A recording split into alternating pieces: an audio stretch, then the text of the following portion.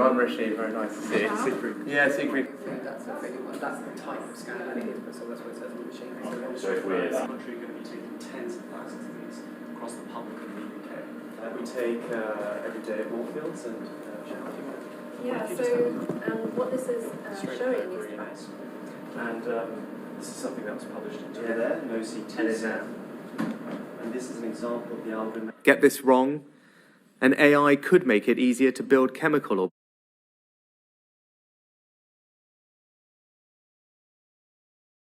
biological weapons.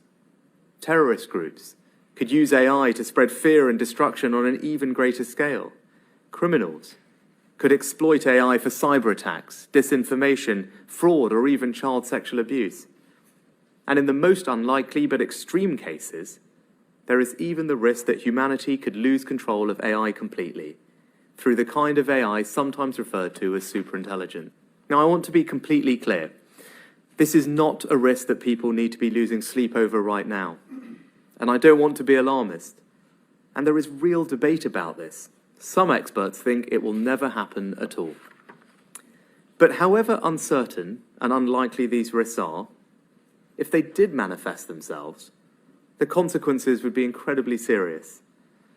And when so many of the biggest developers of this technology themselves warn of these risks, leaders have a responsibility to take them seriously and to act.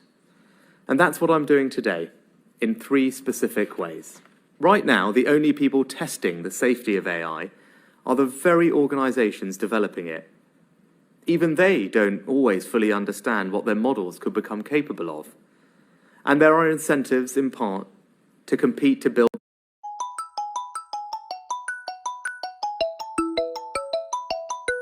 the best models quickest. So we shouldn't rely on them marking their own homework, as many of those working on this would themselves agree. Not least because only governments can properly assess the risk to national security, and only nation-states have the power and legitimacy to keep their people safe. The UK's answer is not to rush to regulate. This is a point of principle. We believe in innovation. It's a hallmark of the British economy. I can announce that we will establish the world's first AI Safety Institute right here in the UK. It will advance the world's knowledge of AI safety, and it will carefully examine, evaluate, and test new types of AI so that we understand what each new model is capable of, exploring all the risks, from social harms like bias and misinformation through to the most extreme risks of all. So what do we hope to achieve at next week's summit? Right now, we don't have a shared understanding of the risks that we face. And without that, we can't hope to work together to actually address them. That's why we'll push hard to agree the first ever international statement about the nature of these risks. Yet AI is developing at a breathtaking speed. Every new wave will become more advanced, better trained, with better chips and more computing power.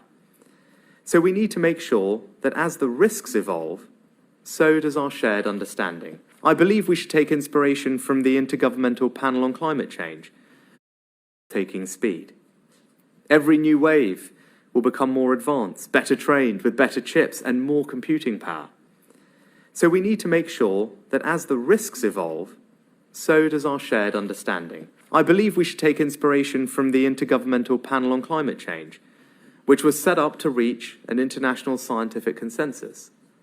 So next week, I will propose that we establish a truly global expert panel, nominated by the countries and organizations attending, to publish a State of AI Science report.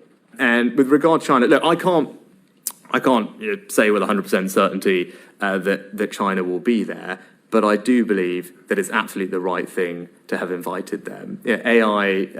China is, unquestionably the world's second AI power behind the US. That's just a fact when you look at the amount of research, investment, and activity that's happening there. And AI doesn't respect borders. Fantastic. Hi. Right. Good morning, Prime Minister. Sharon Rishi, how are you? So nice to see you. Thanks for having me. You're a specialist. They're doing with their visual function. After that, they come into these 2 rooms, so we look after in the same unit. So from a clinical perspective, so we have what it is, and then for a cab driver, they're able to continue with their